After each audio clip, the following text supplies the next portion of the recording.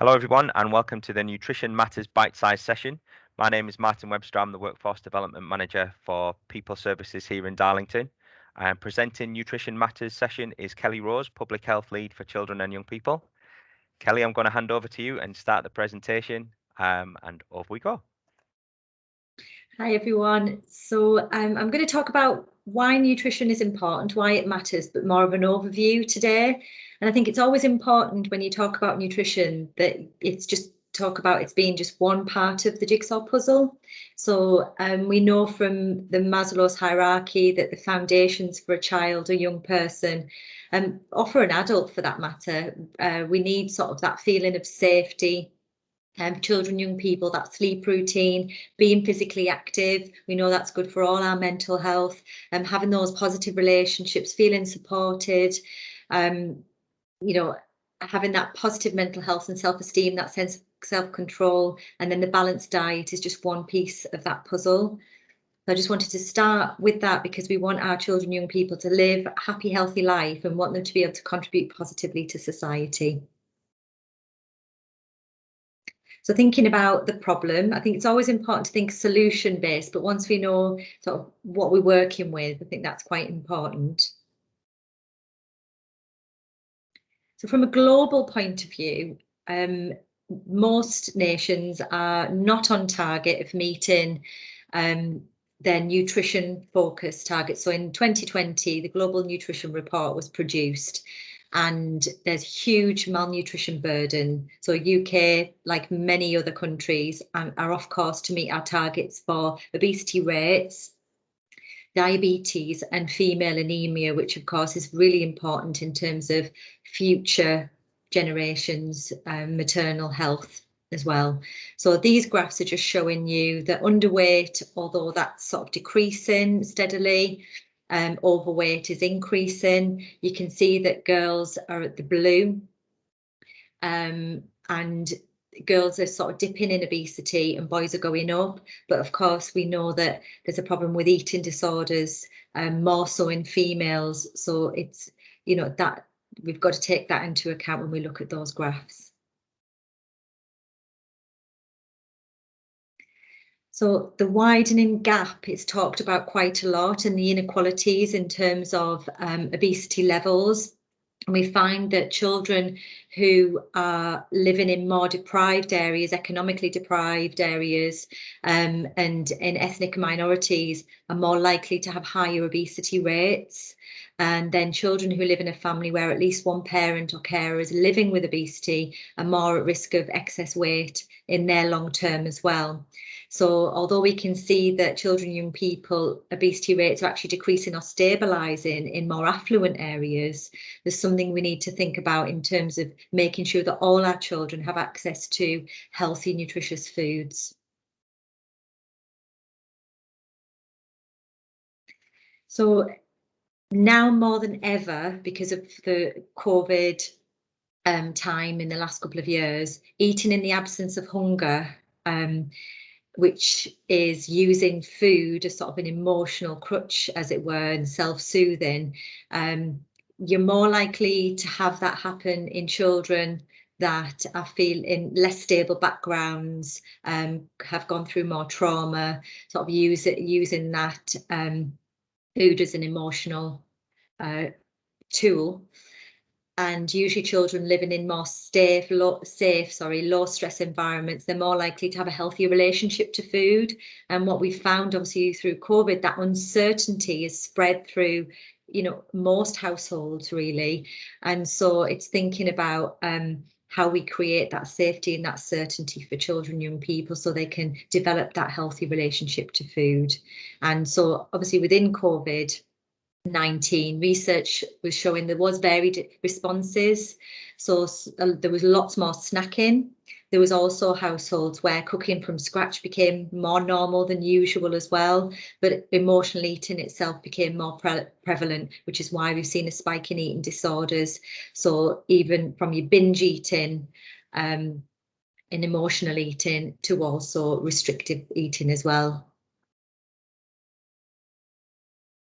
So thinking about living with excess weight, living with obesity, it causes harm for children, young people. Many of us already know the implications in terms of longer term health, but also now there's the bone and joint health, breathing difficulties, and also the stigmatization element, the mental health, the poor self-esteem that it may cause. So it's about thinking about all of those things together and thinking of ways we can sort of prevent a child having to live with obesity.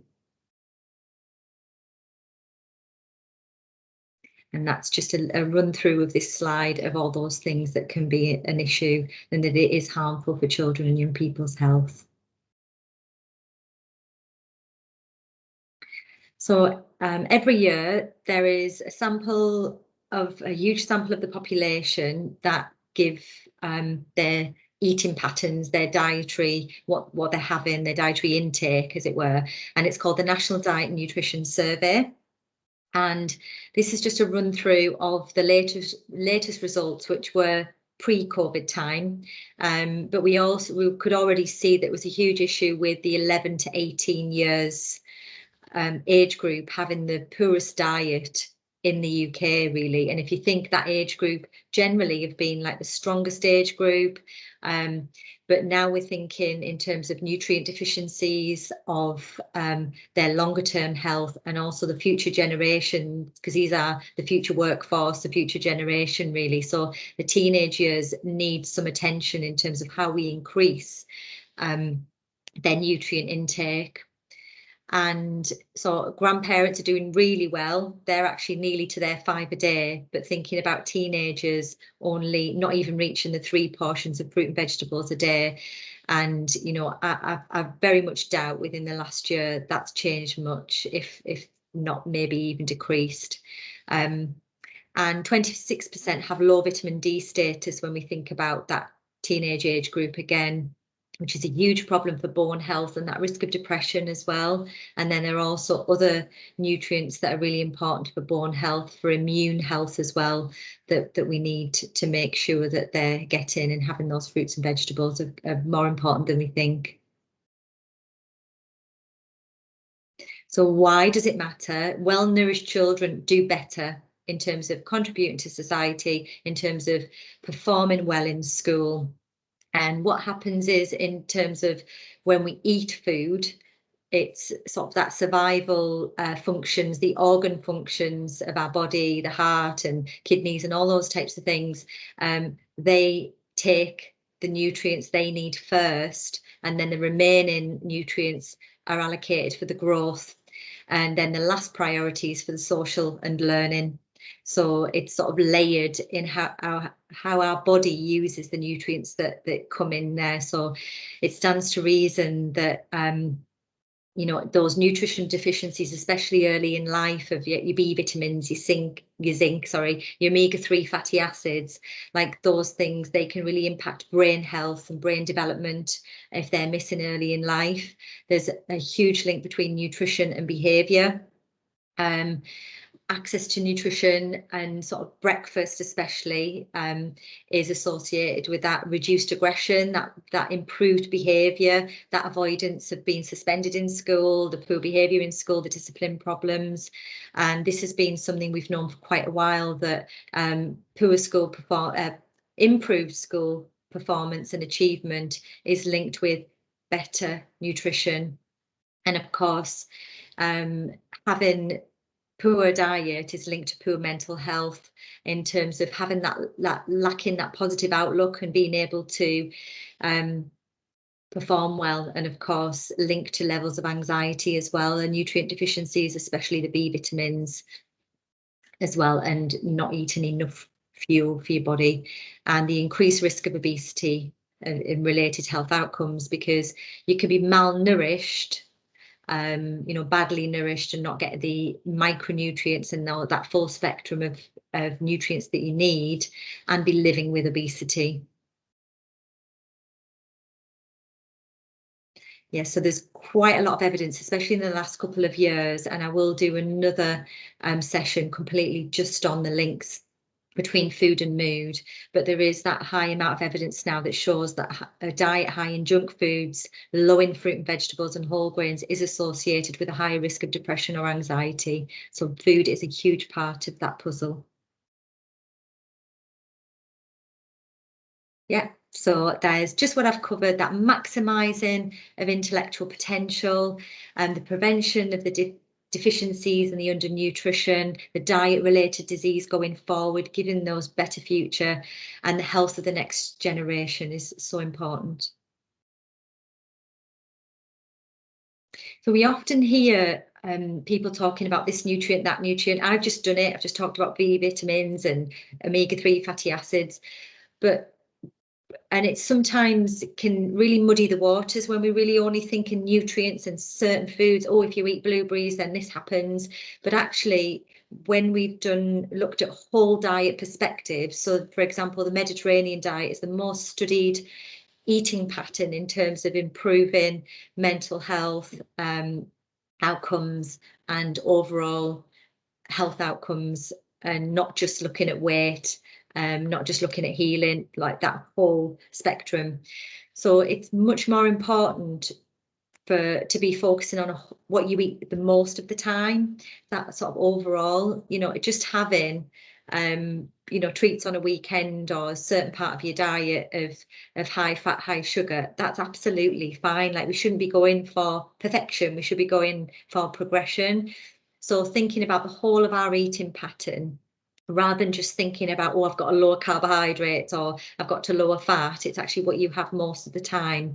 So a poor dietary pattern it's considered something called obesogenic. So it's basically that environment that's more obesogenic. We're more likely, so in the Northeast, for example, at this moment in time as I'm speaking, you're more likely to be an unhealthy weight as you are a healthy weight.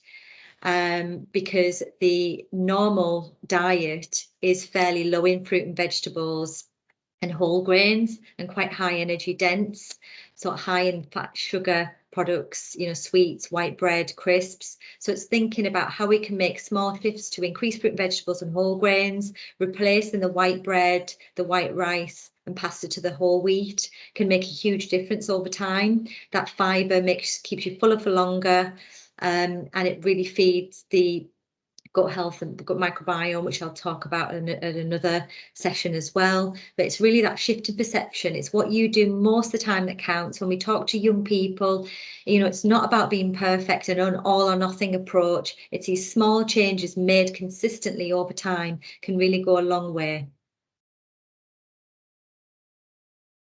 Just a little reminder of the Darlington Healthy Weight Plan children and young people outcomes, that we want every child to feel like I'm a child who feels emotionally and physically healthy with lots of opportunities to actively play and enjoy foods. We want every young person to feel safe, nourished and able to live a positive life and look forward to the future.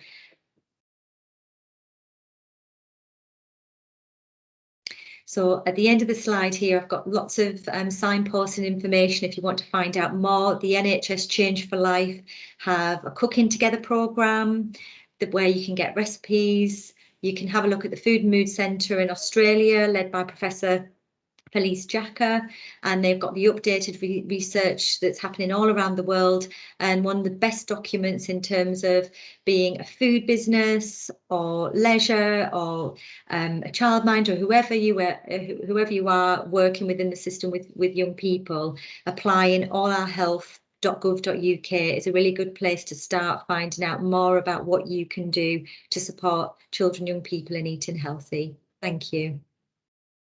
Thanks, Kelly. I'm going to stop sharing that now.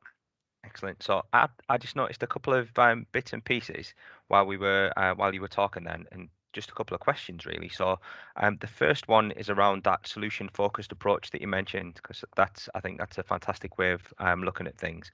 That it's about kind of the positives and focusing on the positives. What do we need to do in Darlington in terms of nutrition, and how can we target via things like communication, engagement, simple messages? How can we engage that 11 to 18 year group? And also, how important is learned behaviours and positive role model and positive role modelling when it comes to, say, parents, schools, adults in terms of children and young people's nutrition and the food that they're eating? Yeah, I mean, firstly, as a town, it needs to be a joined up approach. So if everybody's sort of, I suppose, singing from the same hymn sheet, that we're sharing the same consistent messages. So what we like to do as part of like the vision of the plan is really focus in on fibre being a huge important piece, making sure everybody increases their fibre as much as possible. Families think about how they can make whole meal as a default in their households. How can we do that more within restaurants and food outlets in the town, reducing the amounts of sugar, and which, thinking about solution focus, actually having healthier options, easier options. So making healthy easier, because often it's harder to get the healthy options. It's so much easier to get the unhealthy options. And we know from sort of national advertising and the government, I mean, in the Queen's speech, she talks about how we need to reduce the amount of advertising of junk foods to children. And this is something that has been part of the work that I've been doing since 2013 in terms of advertising and the recommendations of reducing that, because it's huge. And subliminal messaging is extremely powerful. If anybody here works with young people and is interested in going on to biteback2030.com, you'll see a fantastic video where they show how social media and posting around the local area, billboards and bus stops and things like that, actually, without the young person knowing, has a huge effect on their food choices. So I think it's being aware of that. But another part of it, being a former teacher and working with young people a lot, you've really got to include young people, because they want to be part of the conversation. They want to feel like they have choice. Their priorities in terms of food is having a sense of independence, feeling like they're getting a choice, and also, helping them be aware of how their food choices are being made for them, because they often don't know that. But it's also being quite relaxed. On one of the sessions we're going to do, I'm actually going to talk about how the word healthy is really not cool. It's really not the word to use. So it's quite complex, but I think if we can include young people in the conversation, so if you're in a school and you've got young people involved, get them involved in menu planning, get them involved in what's happening around the school. Check that what you're talking about and what you're delivering is all consistently the same. So you're not sort of giving lots of sweetie rewards and talking about it as being, making vegetables uncool by saying if you eat them you'll get sweets, like thinking about those little subliminal things that we've been brought up with as a norm. Like, we need to sort of challenge that a little bit and think about how we can tip the balance to having a more healthy advertising environment in the town, and how we can have everybody on board. And I think that we're definitely going that way, and there's a lot of amazing people across the town that really want to help our young people feel more nourished and help our families choose healthier as well. Everybody wants to do that, but everybody's so busy. It's about how we do the easy things.